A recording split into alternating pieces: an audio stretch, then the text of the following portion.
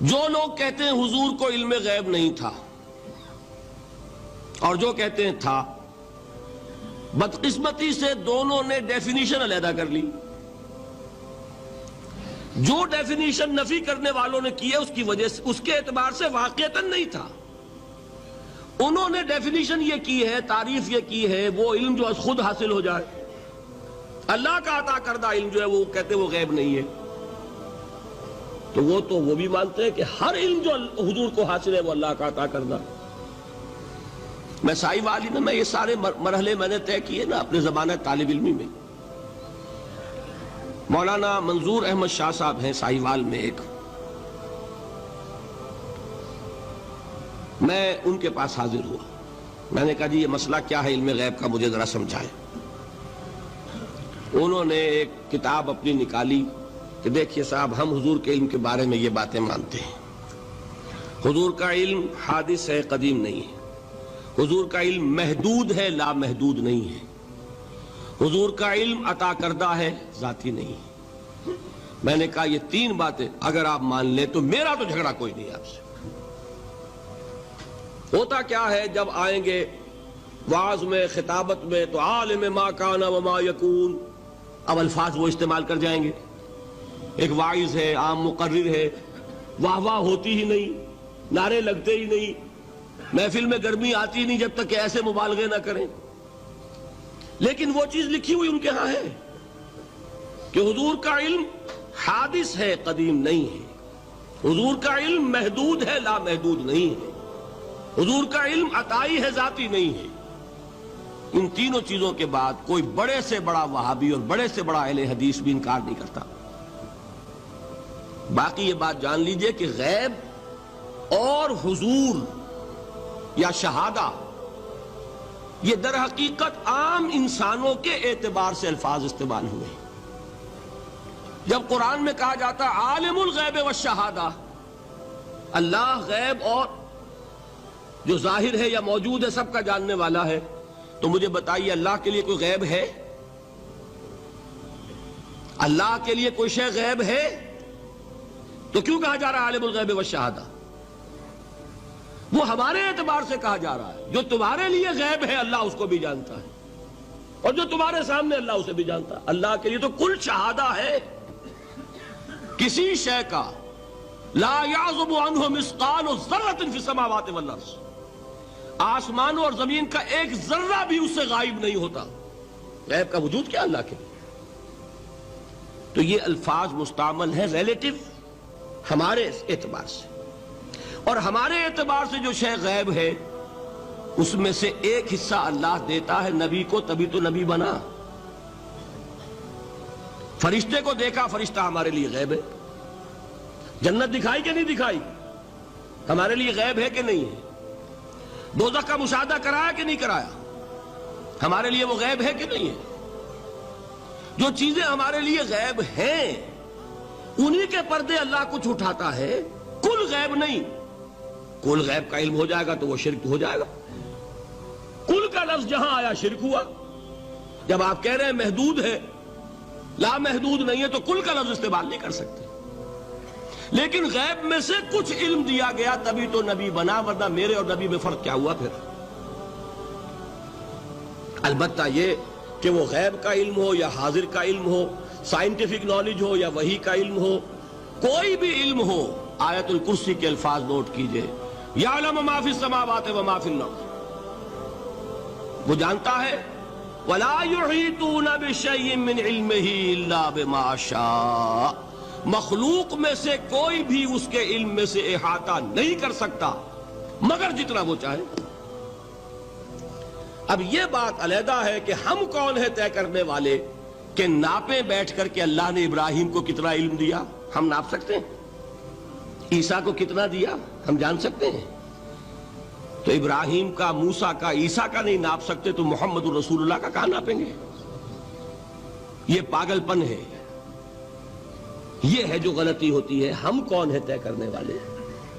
اللہ نے اپنے نبی کو دیا جو دیا، بات ختم۔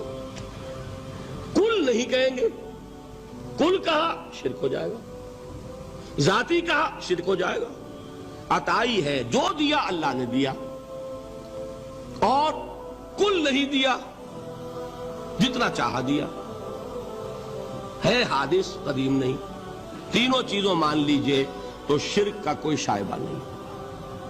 باقی جہاں ایک طرف قرآن میں وہ آیات ہیں کہ اللہ کے غیب کو کوئی نہیں جانتا، ٹھیک، وہاں یہ بھی ہے کہ لا یظہر غیبہ، لا یظہر علی غیبہ الا من ارتضی بالرسول، وہ اپنے غیب پر قابو نہیں دیتا مگر اپنے رسول میں سے جس کو چاہے۔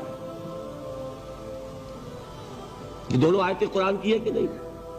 اسی لیے در حقیقت جو غیب کی نفی کرتے ہیں حضور سے، وہ کہتے ہیں کہ از خود معلوم ہونے والی شے غیب ہے۔ ہم کہتے ہیں از خود تو کوئی بھی شے کسی کو معلوم نہیں، ہمیں حاضر کا علم بھی اللہ ہی دیتا ہے تو ہوتا ہے، غیب کا تو بہت دور کی بات ہے۔ یہ مسئلے بڑے سیدھے ہیں، خام خواہ ہم نے پیچیدہ بنایا ہوا ہے، خدا کے لیے ان مسئلوں کو سلجھائیے۔ حضور کو علم غیب حاصل تھا یا نہیں، اس میں جو اصل ٹرک ہے، مسئلے کو حل کرنے کے لیے جو اصل کلید ہے وہ کیا ہے؟ پہلے غیب کو معین کر لیں، غیب کسے کہتے ہیں؟ بعض لوگوں نے اس کی ڈیفینیشن یہ کر لی، غیب کا علم وہ ہے کہ جو از خود حاصل ہو جائے خدا کے دیے بغیر۔ اس معنی میں تو کسی کو کوئی علم حاصل ہی نہیں، کوئی اختلاف ہو نہیں سکتا۔ یہ جو شہادہ اور غیب کی اصطلاحات قرآن مجید میں آتی ہیں وہ اس اعتبار سے آتی ہیں کہ ایک وہ چیزیں جو ہماری نگاہوں کے سامنے ہیں، ہم اپنی آنکھوں سے دیکھ سکتے ہیں، اور آنکھوں کے لیے ہم نے ٹیلیسکوپ بھی ایجاد کر لیے، مائکروسکوپ بھی ایجاد کر لیے، اسے دیکھ سکتے ہیں۔ ایک وہ عالم ہے جو ہماری نگاہوں سے پوشیدہ ہے، فرشتے ہماری نگاہوں سے پوشیدہ ہے، وہ نہ ٹیلیسکوپ سے نظر آئیں گے نہ مائکروسکوپ سے نظر آئیں گے۔ عالم آخرہ، جنت دوزخ ہماری نگاہوں سے پوشیدہ ہے، یہ عالم غیب ہے ہمارے لیے۔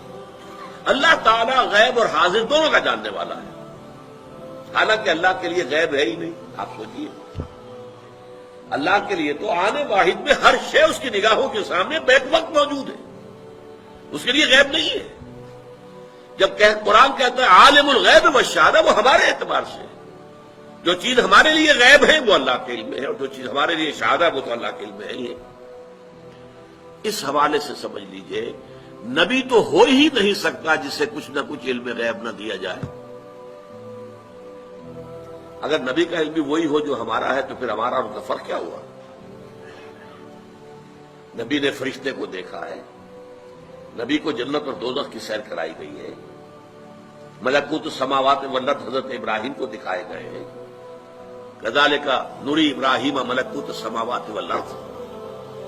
معراج میں حضور کو کیا کچھ دکھایا گیا ہے؟ اگر یہ چیزیں غیب کی ہیں نا، اگر یہ چیزیں وہی فرشتہ یہ غیب ہے نا، تو غیب کا علم نہ دیا جائے تو نبی کہاں ہوا؟ وہ تو پھر عام انسان ہے۔ قل انما انا بشر مثلکم یوحی الی، وحی آ رہی ہے میرے پاس، تو یہ از خود غیب سے معاملہ آ رہا ہے۔ البتہ کل غیب جو ہے وہ اس کی نفی ہو جائے گی،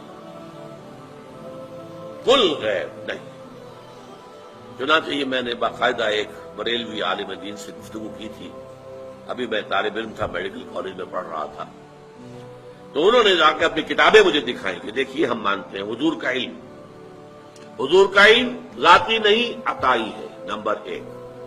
حضور کا علم قدیم نہیں حادث ہے، نمبر دو۔ حضور کا علم لامحدود نہیں محدود ہے۔ تو میں نے کہا پھر میرا تو آپ سے کوئی جھگڑا نہیں ہے، تین باتیں آپ واقعی مان لیں تو پھر میرا کوئی جھگڑا نہیں، میرا اختلاف ختم ہو گیا۔ اب ٹیکنیکل بحث ہے، قرآن مجید میں بھی آیا ہے لا یظہر علی غیبہ الا من ارتضی من رسول، اللہ اپنے غیب کو ظاہر نہیں کرتا مگر اپنے رسولوں میں سے جن کو پسند کرتا ہے ان کو وہ غیب کی خبر دیتا ہے۔ غیب کی خبریں دیتے ہیں نبی، تبھی تو وہ نبی کہلاتے ہیں۔ تو یہ غیب کا مسئلہ ہمارے ہاں علم غیب کا ہے، وہ بھی اس سے حل ہو جاتا ہے۔ دین کی بات پھیلانا صدقہ جاریہ ہے، ثواب کی نیت سے ویڈیو کو شیئر ضرور کیجیے۔ جزاک اللہ۔